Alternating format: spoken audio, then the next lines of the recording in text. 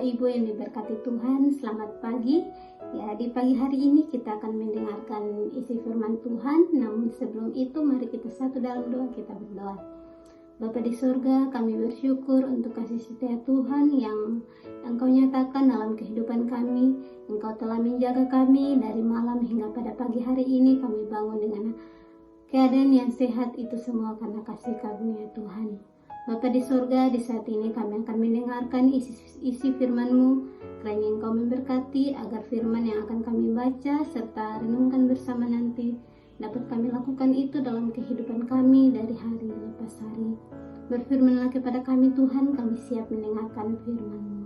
Amin. Ya. Bapak Ibu yang diberkati Tuhan, pembacaan kita di pagi hari ini terdapat dalam dua bacaan.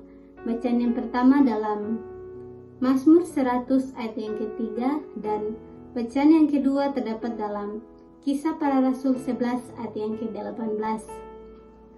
Bacaan yang pertama, ketahuilah bahwa Tuhanlah Allah, Dialah yang menjadikan kita dan punya Dialah kita umatnya dan domba gembalanya. Bacaan yang kedua dari Kisah Para Rasul 11 ayat yang ke-18. Ketika mereka mendengarkan hal itu, mereka menjadi tenang, lalu memuliakan Allah. Katanya, jadi kepada bangsa-bangsa lain juga Allah mengaruniakan pertobatan yang memimpin kepada hidup. Ya. Dari kedua bacaan ini, saya mengangkat tema mengenal Allah, mengenal sesama. Ya. Bapak Ibu yang diberkati Tuhan, sebagai manusia, kita semua menyukai kenyamanan dan kepastian. Tanpa kita sadari, kita sering membuat kotak-kotak dalam pikiran kita. Kita juga mengelompokkan orang-orang di sekitar kita, siapa yang dianggap selevel dengan kita, dan siapa yang menguntungkan, dan siapa yang menurut kita tidak cocok dengan kita. Yang lebih berbahaya lagi Bapak Ibu, kita sering mencoba memasukkan Allah ke dalam kotak pemikiran kita.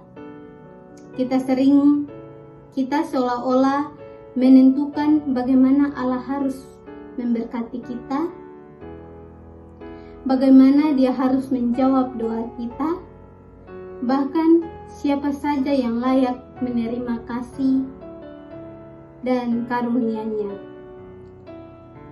Hari ini, melalui Mazmur 100 ayat yang ketiga dan Kisah Para Rasul 11 ayat yang ke-18, kita belajar dua kebenaran penting.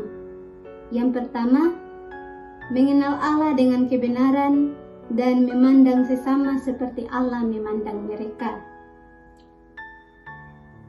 Dialah yang menjadikan kita bukan hasil kebetulan.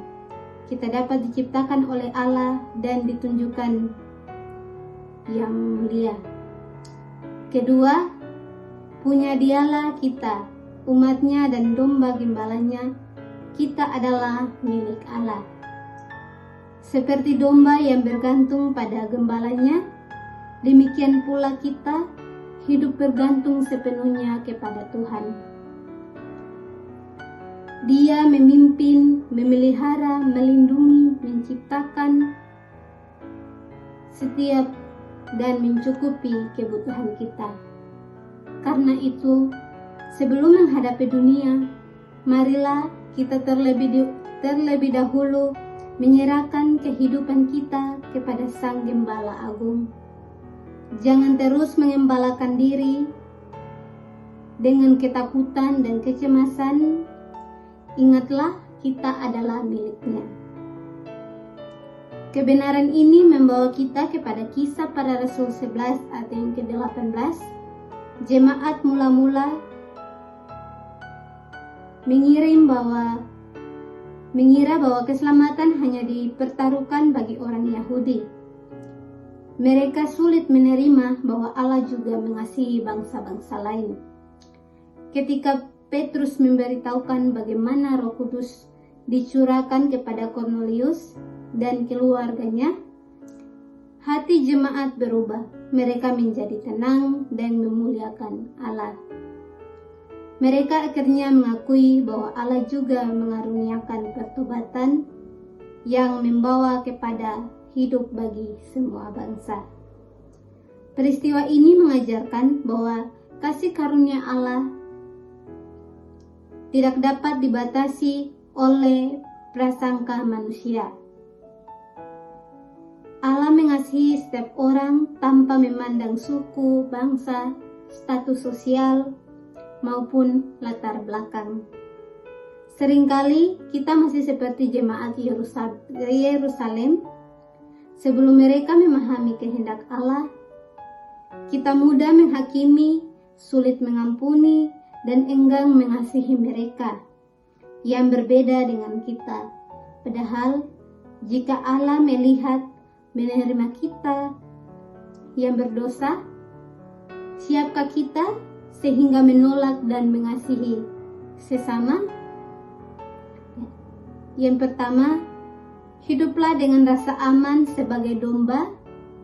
Janganlah hidup dalam ketakutan, sebab Tuhan memelihara setiap langkah kita. Kedua, perluas kasih kepada sesama, hancurkan tombak prasangka dan berjalanlah mengasihi tanpa membeda-bedakan.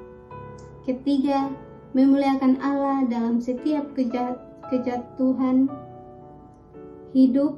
Percayalah bahwa rencana Tuhan selalu lebih baik daripada rencana kita. Kiranya melalui firman ini kita semakin mengenal Allah sebagai gembala yang baik dan semakin mampu mengasihi sesama tanpa batas, sehingga nama Tuhan selalu dimuliakan dalam kehidupan kita dari hari lepas hari. Amin. Ya, sampai demikian jauh renungan kita di pagi hari ini. Bapak Ibu yang diberkati Tuhan, kita akan satu dalam doa. Mari kita berdoa. Terima kasih Tuhan Yesus atas kasih karunia Tuhan yang Engkau curahkan dalam kehidupan kami. Kami bersyukur Tuhan, di mana Engkau telah menuntun dalam kehidupan kami. Bapa di surga, kami bersyukur buat firman yang telah kami baca dan kami renungkan. Kiranya melalui firman ini kami dapat dikuatkan dan kami melakukan itu dari kehidupan hari lepas hari. Inilah doa kami Tuhan, dalam nama Tuhan Yesus kami berdoa. Amin.